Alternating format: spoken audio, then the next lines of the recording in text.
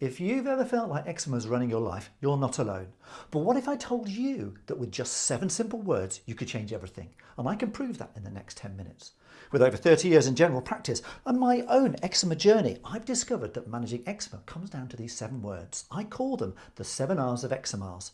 I'll also be sharing 10 professional tips to make a real difference to your skin, and even there's a downloadable summary in the video description below. This video is very personal to me. I've had widespread eczema my whole life. I've got the full house: eczema, asthma, hay fever. Yay! Lucky me! And because genetics matter, I often tell my patients, choose your parents carefully. I even try that with my kids, with mixed results. Let's clear up a few things first. It's not contagious, it's not caused by poor hygiene, it's not your fault if you have it, but there's no cure yet, although we're getting closer, as I'll reveal later. But before we get to the 7 R's, you need to understand what eczema is and what drives it. It's caused by a mixture of genes and environment. A genetically fragile skin barrier meets everyday irritants. That leads to 2 problems for the skin: water escaping, drying out the skin, and microbes and irritants sneaking in. Up to 50% of people with chronic eczema have a problem with a key protein within the skin called filaggrin. Think of your skin a bit like a brick wall.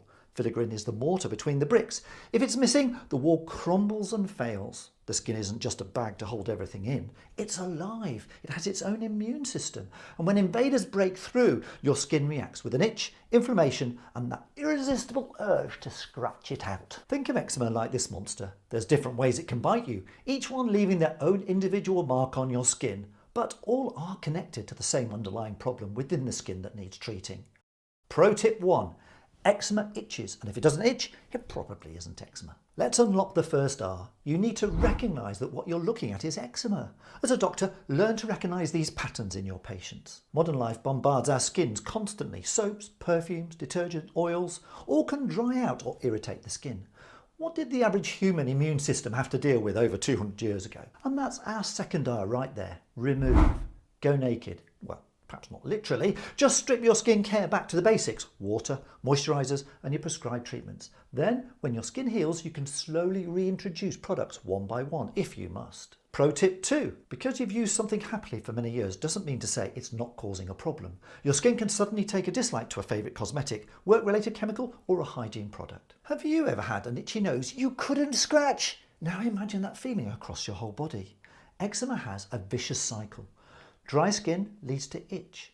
Itch leads to scratching. Scratching breaks the skin, which leads to more itch. And broken skin invites infection, usually bacteria, sometimes viruses or yeasts. So sometimes we need to treat the skin for infection using antibiotics, antivirals, and antifungals in the case of seborrheic eczema. And for treating the itch, steroids. Yes, I know they've got a bad reputation, often striking fear into patients and doctors alike, but when used correctly, they are magical. Here's your steroid cheat sheet. They come in different strengths. Match the strength to your skin thickness. Age matters. Kids need milder creams. Apply only once a day is enough.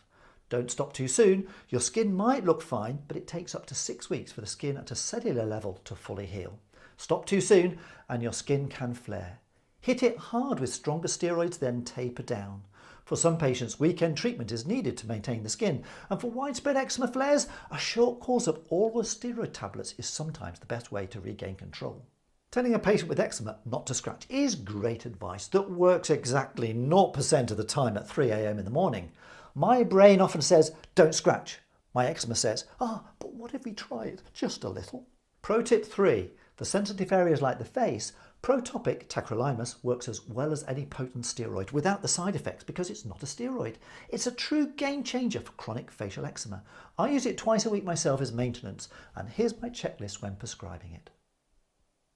And that's our third R right there. Learn to rescue the skin from the infection, inflammation, and the itch. Do this and your patients will be so grateful they may even name their pet rabbit after you. I've heard it be said that bathing in goat's milk under a full moon cures eczema. But all I got was a confused goat and a restraining order from the local farm. And while antihistamines don't cure eczema or stop its main itch, sedating types can help with sleep and reduce that itch-scratch cycle. Best used short term until the eczema is under control.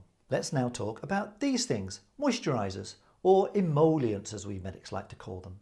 They work as fixers here on the itch-scratch cycle, if used properly, which they often aren't. Here's what you need to know. Water does moisturise the skin, but it evaporates too quickly. And if you're trying to live in water all the time, you're either a dolphin or you'll end up looking like a prune. Not the look we want.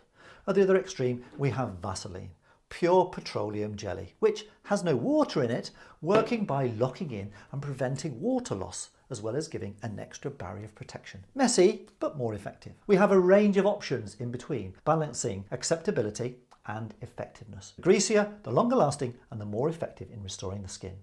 Here are some more pro tips to make them work better for you. Pro tip 4, ask patients to bring in all their creams. Many patients are totally confused, as well as their doctors sometimes. Aim to use 2 preparations, a greasier one at night and a lighter moisturiser for daytime use. Keep it simple. Pro tip 5, for swimming, apply creams before and after. Just don't apply them to the soles of your feet because, well, you know.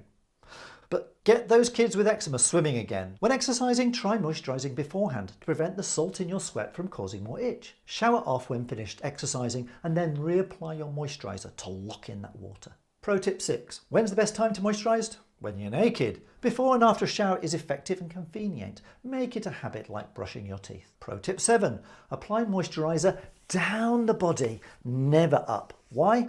Hair follicles point down. Go the other way and you risk clogging the hair follicles, causing a painful inflammation called folliculitis. Pro tip 8, do you have hand eczema? Try cotton gloves at night. Cotton cools the skin and absorbs salty sweat, reducing itch. Try coating your hands beforehand with either a moisturiser or steroid ointment. It can turn your sandpaper skin to silk overnight. Or use them inside washing up gloves when, you're washing up. When it comes to cotton gloves, be limited only by your imagination. Pro tip 9, what's the best moisturiser? It's the one the patient is prepared to use. And that's our 4th R right there. It's learning to rebuild the skin as an effective barrier using moisturisers. Our best teachers are our patients, but only if we choose to listen to them. If I'm treating a patient with infected eczema, I review them after 7 days. If I'm introducing a new steroid cream or emollient, I review at 14.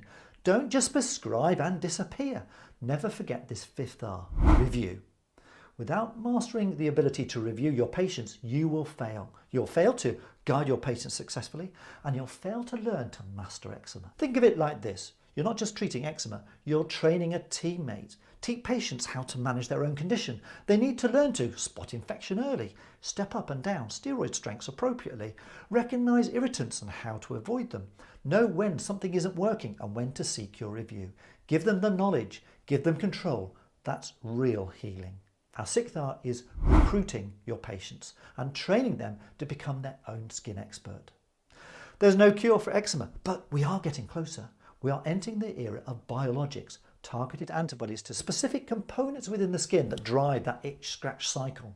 They are expensive and not available to everyone, but what's exciting is that compared to older medications, they don't increase the risk of infection or risk of bone marrow failure. And you don't need regular blood tests either. Our role in primary care is to be on the lookout for patients who would benefit from these newer treatments, those with severe, complex and resistant eczema. These new treatments are a real game changer. Refer, know when and who to refer. So there you have it, the 7 R's of eczema. Each one matters, each one helps. Together they can change your life, maybe even yours. Failing that, consider changing your parents. If this video has helped you, help someone else by sharing it. And please post your eczema tips in the comment section below. I'm still learning, teach me. There's a downloadable summary of this video in the link below. Don't forget that. But if you've never had eczema before and you now have a widespread itchy eczema type rash worse at night, then you might like to check out this video next. Training a primary care dermoscopist for every general practice.